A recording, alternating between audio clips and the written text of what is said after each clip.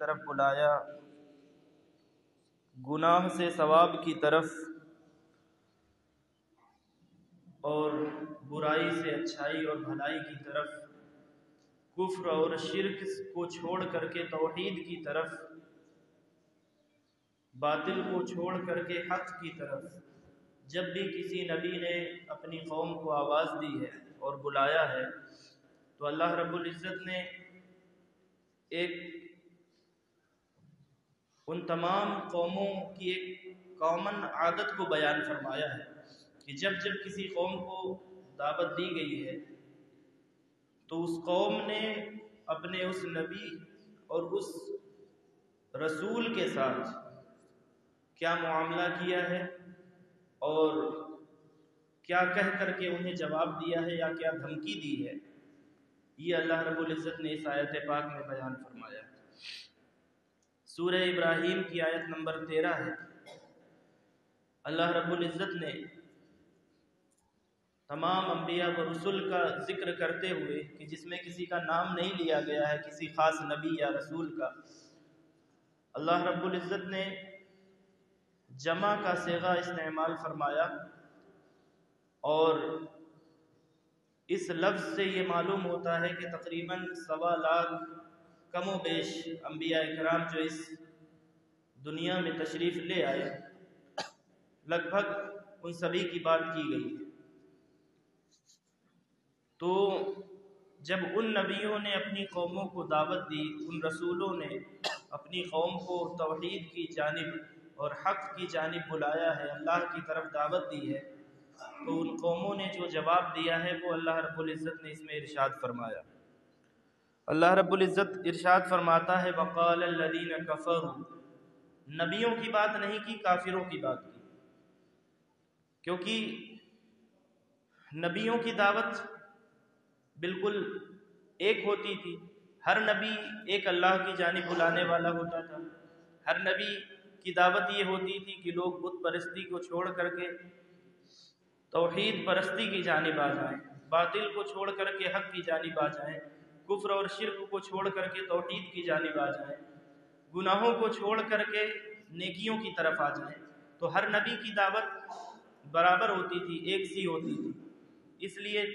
کب کس نبی نے کیا دعوت دی اس کا ذکر نہیں کر کے اللہ رب العزت نے دعوت دینے کے بعد اس دعوت کے نتیجے میں کافروں نے جو ان سے جواب دیا اور جو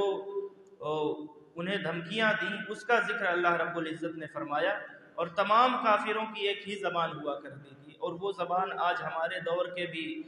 ظالموں کی ہے۔ تو اس لیے اس آیت پاک کو میں نے تلاوت کیا ہے۔ تو وہ کافر کیا کہتے تھے؟ وَقَالَ الَّذِينَ كَفَرُوا، وہ کافر کہا کرتے تھے بِرُسُلِهِمْ، اپنے جانب آنے والے نبیوں اور رسولوں سے، انہیں یہ دھمکیاں دیتے تھے لَنُخْرِجَنَّكُم مِّنْ أَرْضِنَا، کہ ہم تمہیں اپنی زمین سے نکال دیں گے، ہم تمہیں اپنے ملک میں رہنے نہیں دیں گے۔ جب بھی کبھی کوئی نبی کسی قوم کی طرف دعوت لے کر کے آیا تو اس قوم نے اس نبی سے یہ کہا کہ ہم تمہیں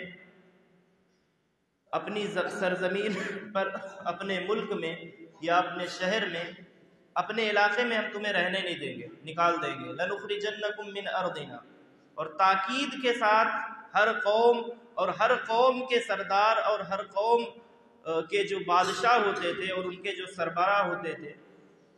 ان کے جو بڑے لوگ ہوتے تھے،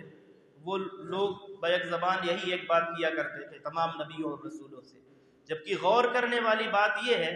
ان کا جملہ یہ ہوتا تھا لَنُخْرِجَنَّهُم مِّنْ أَرْضِنَا، جیسے ہمارے زمانے کا فرعون NRC اور CAA کے ذریعے یہاں پر بسنے والی توحید پرست قوم کو یہ گویا کہ وہ یہ دھمکی دے رہے ہیں اس ایکٹ کے ذریعے کہ ہم تمہیں اس مذہب کے ساتھ اور اس دین کے ساتھ، اس قرآن کے ساتھ اور تمہارے اس ایمان کے ساتھ اس ملک ہندوستان میں نہیں رہنے دیں گے۔ تو یہ جو آج یہ ایکٹ لایا گیا ہے یا یہ بل پاس کیا گیا ہے اور یہ جو کچھ سازشیں کی جا رہی ہیں، یہ کوئی پہلا مرحلہ نہیں ہے۔ یہ تمام انبیاء اور رسول جب بھی کوئی دعوت لے کر کے توحید کی، کبھی کوئی نبی مبعوث ہوا، جب کبھی کوئی رسول تشریف لے آیا کسی دعوت کو لے کر، اللہ کے پیغام کو لے کر کے، تو ہر قوم کی یہی زبان ہوتی تھی، لَنُخْرِجَنَّكُم مِّنْ أَرْضِنَا، ہم تمہیں اپنی زمین سے نکال دیں گے، جبکہ سب کو یہ پتا ہے کہ زمین کسی کے باپ کی نہیں ہے، زمین کسی کی جاگیر نہیں ہے، زمین کس کی ہے؟ لِلَّهِ مُلْكُ السَّمَاوَاتِ وَالْأَرْضِ، زمین اور آسمان میں بادشاہت تو اللہ کی ہے، ایک مالک کی ہے، ایک خالق کی ہے، اور جس نے اس زمین کو بنایا، آسمان کو بنایا، زمین بھی اسی کی ہے، آسمان بھی اسی کا ہے۔ تو یہ کہنا اس پر کہ ہم اپنی زمین سے نکال دیں گے، یعنی دوسرے کی ملکیت میں اپنے باپ کی بپوتی، یہ زمین اللہ کی ہے، یہ زمین چلو تمہاری زبان میں تم اللہ اسے نہ کہو، خدا نہ کہو، ایشور کی ہے، بھگوان کی ہے، لیکن تمہارے باپ کی تو جاگیر نہیں ہے، کم سے کم تمہیں یہ کس نے اتھارٹی دی ہے کہ تم یہ کہو لَنُخْرِجَنَّكُم مِّنْ أَرْضِنَا، ہم اس زمین میں تمہیں نہیں رہنے دیں گے، ہم ہندوستان میں تمہیں نہیں رہنے دیں گے، ہم ہندوستان میں تمہیں نہیں بسنے دیں گے۔ کیوں؟ آگے دیکھیں قرآن پاک کیا کہتا ہے۔ بالکل ان سب کا رویہ ایک طرح کا ہے، وہ چاہے فرعون ہو، چاہے نمرود ہو، چاہے شداد ہو، چاہے حامان ہو، چاہے حضور پاک علیہ السلام کے زمانے میں ابو جہل اور ابو لہب ہو، چاہے ہمارے زمانے کا یہ فرعون ہو، یہ ان کی بولی ایک طرح کی ہے اور ان کا طریقہ ایک طریقے کا ہے، اور ان سب نے ایک ہی طریقہ اپنایا ہوا ہے، ان کی دھمکی ایک طرح کی ہے، اور یہ ان کی کارکردگی، ان کی سازشیں اسلام کے خلاف اور اہل اسلام، اہل ایمان کے خلاف بالکل ایک طرح کی دھمکی، لَنُخْرِجَنَّكُم مِّنْ أَرْضِنَا، ہم تمہیں اپنی زمین سے نکال دیں گے۔ اور پھر ایک اس میں آپشن بھی ہے، قرآن پاک جو وہ کفار بھی یہی آپشن دیتے تھے، وہ مشرکین بھی یہی آپشن دیتے تھے، أَوْ لَتَعُودُنَّ فِي مِلَّتِنَا، ہم تمہیں اس زمین سے نکال دیں گے، یہاں رہنے نہیں دیں گے۔ صرف ایک صورت ہے کہ ہم تمہیں یہاں رہنے دیں گے، أَوْ لَتَعُودُنَّ فِي مِلَّتِنَا، کہ جس مذہب پر ہم ہیں، جس دھرم کو ہم ماننے والے ہیں، اور جس مذہب کو ہم ماننے والے ہیں، اگر تم بھی اسی مذہب، اسی دھرم کو ماننے لگ جاؤ اور تم بھی وہی کچھ کرنے لگ جاؤ جو دھرم کے نام پر ہم کر رہے ہیں، تب تمہیں رہنے دیں گے۔ یہ قرآن پاک ہے۔ أَوْ لَتَعُودُنَّ فِي مِلَّتِنَا، یا وہ مذہب، وہ دھرم تم اختیار کر لو جسے ہم مانتے ہیں، جس دھرم کو ہم ماننے والے ہیں، اگر تم اس دھرم کو مانو گے، یعنی گھر واپسی اگر کر لو گے تو اس ملک میں رہ پاؤ گے۔ اس سے پہلے آپ دیکھ لیں ہمارے زمانے میں گھر واپسی ہے، اس سے اور پیچھے جائیں تھوڑا سا تو شدھی کی تحریک چلائی گئی تھی، شدھی کرڑ۔ تو یہ جو کچھ بھی کیا جا رہا ہے، یہ چیزیں ایسا نہیں ہے کہ ہمارے زمانے میں ہو رہی،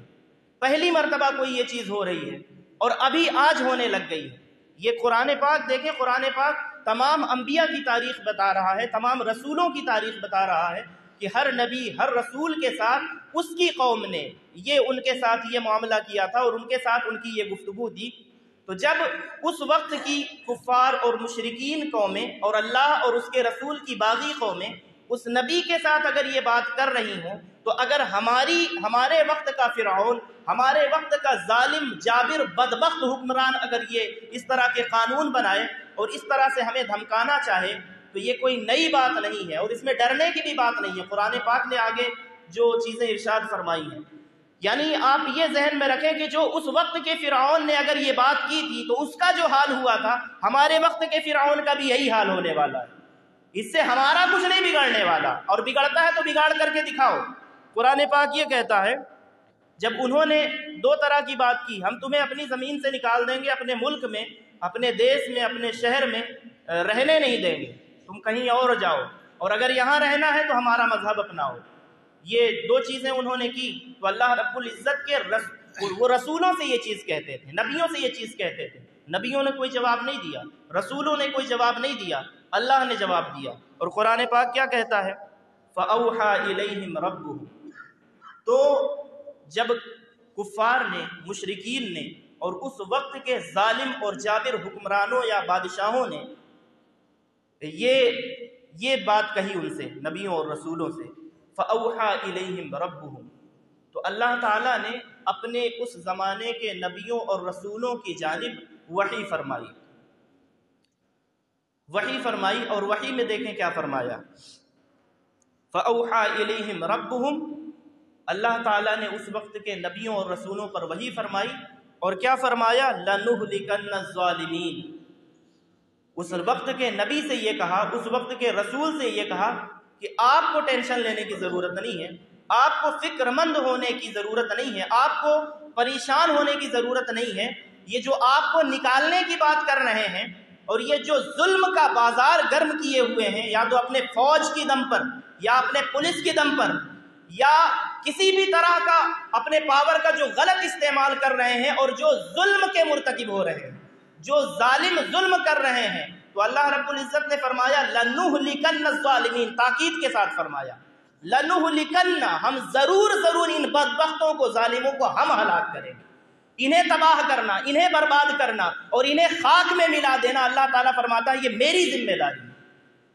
ईमान लाने वालों और नबी का कलमा पढ़ने वालों और मुझे मानने वालों और मेरी यकताई और मेरी तौहीद को मानने वालों और मेरे सामने सर झुकाने वालों, तुम्हें डरने घबराने की जरूरत नहीं है, तुम्हें परेशान होने की जरूरत नहीं है। हाँ, तुम्हें जो कोशिश करना है, जो तुम्हें कोशिश करना है वो अपनी कोशिशें करो, लेकिन इन जालिमों का क्या होना है, लनुहलिकन्न ज़ालिमीन, इन जालिमों का एंड ये है कि ये हलाक होकर के रहे, और इन जालिमों के लिए इनका मुकद्दर मैंने ये कर दिया है कि इन्हें हलाक मैं खुद करूंगा। अल्लाह ताला ये फरमाता है इन्हें मैं हलाक करूंगा। अब चाहे बीमारी दे करके इन्हें हलाक करूं, चाहे किसी हादसे में हलाक करूं, हलाक करेगा अल्लाह ताला। और जैसे नमरूद का जो हाल हुआ था कि मच्छर के जरिए मरवाया, फिरौन का जो हाल हुआ था कि उसे दरिया में गोते दे करके मरवाया, तो अल्लाह ताला के दस्ते कुदरत में है मौत और हयात। लेकिन जब जालिम जुल्म के लिए सर उठा ले और अहले हक को दबाना चाहे और कुचलना चाहे, तो अहले हक अपनी जानिब से अपनी कोशिशें जरूर करें। लेकिन जो इस वक्त उम्मत मुस्लिमा का हाल है कि अब क्या होगा, अब कुछ नहीं होगा, बहुत ज्यादा होगा, कुछ लोग शहीद होंगे, बहुत ज्यादा होगा, कुछ लोग अपनी जानें अल्लाह की राह में देंगे, इससे ज्यादा कुछ नहीं होगा। अगर किसी के जहन में ये चीज आती है, ये ख्याल आता है कि हिंदुस्तान से अब इस्लाम मिट जाएगा, हिंदुस्तान में अब कोई अल्लाह का नाम लेने वाला ना रहेगा, तो जो लोग ये काम कर रहे हैं वो भी कान खोल कर सुने, और जिनके दिलों में अगर बुज़दिली ने सरायत कर लिया है और जो निफाक के मुर्तकिब हो रहे हैं और डरे हुए सहमे हुए लोग हैं, जो ये सोचते हैं कि अब क्या होगा, अब कुछ नहीं होगा, इस्लाम जिस शान के साथ आज हिंदुस्तान में है, कल अगर अल्लाह ने जिंदगी हमें दी तो हम भी देखेंगे, और अगर हमारी जिंदगी न रही तो हमारी नस्लें देखेंगी कि इस्लाम इससे ज्यादा शान के साथ इसी हिंदुस्तान में होगा। डरने की कोई जरूरत नहीं है।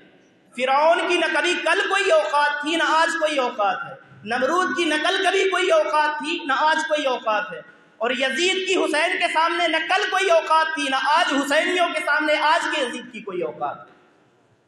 ये कुरान पाक ने ये वादा लिया हुआ है अहले ईमान से, लनुहलिकन्न ज़ालिमीन, काफिरीन नहीं कहा, मुशरिकीन नहीं कहा कि हम काफिरों को हलाक कर देंगे, हम मुशरिकों को हलाक कर देंगे, नहीं, काफिर रहेंगे, मुशरिक रहेंगे, लेकिन जालिम नहीं रहेगा। कुफ्फार में से हो, मुशरिकीन में से हो, या बराए नाम कलमा पढ़ने वाला भी कोई मुनाफिक किस्म का अगर हो और जालिम के साथ मिल करके अगर वो जुल्म का बाजार गर्म करने में अगर वो सरगर्म अमल है और वो अपना नाम अगर अब्बास भी रखे तो और शाहनवाज भी रखे तो, जालिमों का साथ देने की वजह से वो अपने नाम के साथ सैयद लिखे तो और खान लिखे तो, सिद्दीकी लिखे तो, उसे जलील होना है। और लनुहलिकन्न ज़ालिमीन, जो अल्लाह ताला ने वादा किया है उन जालिमों के साथ, ये भी हलाक किए जाएंगे, ये भी बर्बाद किए जाएंगे, जिन्होंने इस्लाम का मुखौटा अपने चेहरे पर चढ़ाया हुआ है। और आगे देखें, जब ये हलाक किए जाएंगे तो रहेगा कौन भाई? जब जालिम हलाक किए जाएंगे, जालिम हलाक होगा, जालिम तबाह होगा, जालिम बर्बाद होगा, तो रहेगा कौन इस दुनिया में, इस हिंदुस्तान में? उसको देखें, ये सूरह इब्राहिम की आयत नंबर 14 जी, ये जो आयत पाक अभी मैंने सुनाई वो आयत नंबर 13 थी। अब अल्लाह रब्बुल इज्जत इरशाद फरमाता है, अब ये हमारे लिए, ये तो अल्लाह ताला का वादा है कि जालिम ना जालिम रहेगा ना उसका जुल्म रहेगा, जालिम को भी मिट जाना है, और जब जालिम मिटेगा तो उसके साथ उसके जुल्म को भी मिट जाना है, खत्म हो जाना है। लेकिन अब हमारी कुछ जिम्मेदारियां हैं, हमें क्या कोशिशें करनी है और हमें कैसे इस माहौल में भी इस्लाम के चराग को जलाए रखना है, और हमें कैसे इस कुफ्र और शिर्क ज़दा माहौल में कि जहां लोग अल्लाह का नाम लेने वालों को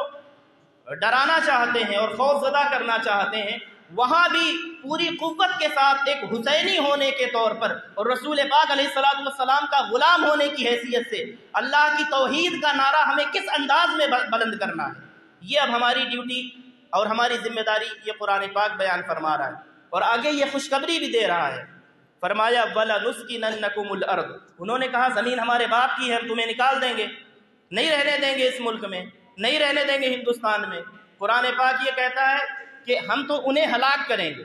جو ظلم کر رہے ہیں ان ظالموں کو ہلاک کریں گے، جو یہ کہہ رہے ہیں نہیں رہنے دیں گے، تمہیں نہیں رہنے دیں گے، قرآن پاک یہ کہتا ہے کہ وہ خود نہیں رہیں گے، لیکن وَلَنُسْكِنَنَّكُمُ الْأَرْضَ، اس زمین پر ہم تمہیں بسائیں گے۔ یہ ہمیشہ یعنی کہ یہ اس وقت کی باتیں کی جا رہی ہیں تمام انبیاء اور تمام رسولوں کی، تو یہ چیزیں ہمارے اس امت پر بھی یہی چیزیں اپلائی ہوں گی۔ یعنی اللہ کا قانون ہے کہ جب بھی ظالم ظلم کرے گا تو ظالم مٹ جائے گا، ظالم بھی مٹ جائے گا، اس کا ظلم بھی مٹ جائے گا، لیکن جو حق پرست لوگ رہیں گے، اور اللہ تعالیٰ نے یہ باتیں اس وقت کی نبیوں سے، اس وقت کے رسولوں سے اور ان کی امتوں سے کی جا رہی ہیں، تو ظاہر سی بات ہے یہ آخری امت ہے، تو اس امت سے بھی یہی خطاب ہے وَلَنُسْكِنَنَّكُمُ الْأَرْضَ، زمین، جس زمین سے، جس سرزمین سے، جس ملک سے، جس شہر سے یہ تمہیں نکالنے کے خواب دیکھ رہے ہیں اور سازشیں کر رہے ہیں اور اپنی راتوں کی نیندیں بھی حرام کی ہوئی ہیں تمہارے خلاف سازشیں کرنے میں، اور دن کا چین بھی گوایا ہوا ہے تمہارے خلاف سازشیں کرنے میں، ان کی سازشیں کبھی بھی کامیاب نہیں ہوں گی، ان کی سازشیں بھی ناکام ہوں گی، یہ بھی ناکام ہوں گے، اور یہ بھی مریں گے اور ہم انہیں ہلاک کریں گے۔ وَلَنُسْكِنَنَّكُمُ الْأَرْضَ، اور اس زمین پر یہ جو خواب دیکھ رہے ہیں کہ اسلام مٹ جائے گا، تو اسلام بھی رہے گا اور اسلام کے ماننے والے بھی رہیں گے، ہم تمہیں اس زمین پر بسائیں گے۔ یہ قرآن پاک ہے،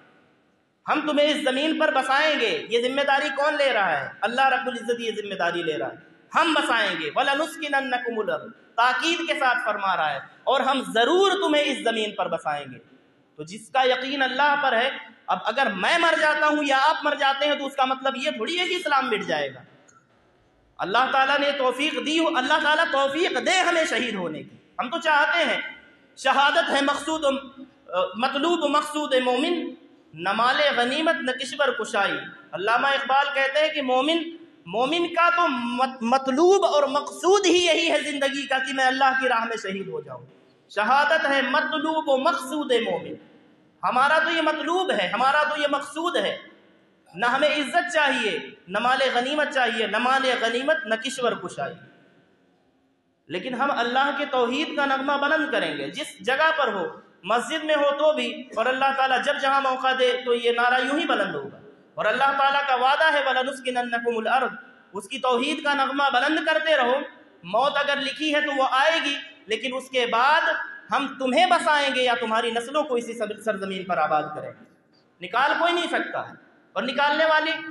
جتنی ان کی اوقات ہے، اپنی اوقات سے بڑھ کر کے بھی جو کوششیں کرنا ہے کرنے، نکال کے دکھائیں۔ ہم تو قرآن پر ایمان رکھنے والے لوگ ہیں نا، کوئی ڈھکی چھپی بات، کوئی ڈر کر کے بات کرنے کی کوئی ضرورت نہیں ہے، تو قرآن ہے وَلَنُسْكِنَنَّكُمُ الْأَرْضَ، ہم تمہیں اس سرزمین پر بسائیں گے۔ جب اللہ تعالیٰ یہ کہہ رہا ہے پچھلی قوموں سے، تو یہ ہم بھی اس پر ایمان لانے والے ہیں، اور ہم اس کے سب سے پیارے نبی پر ایمان لانے والے ہیں، اس کے برگزیدہ اور آخری رسول پر ایمان لانے والے ہیں، تو پھر یقین رکھیں کہ اس سے زیادہ شان کے ساتھ اسلام یہاں آباد رہے گا۔ اور جو کفر اور کفر کی طاقتیں اور طاغوتی طاقتیں جو اپنے ہاتھ پیر پٹک رہی ہیں، یہ کفر ضرور اسی سرزمین پر اپنا دم توڑے گا،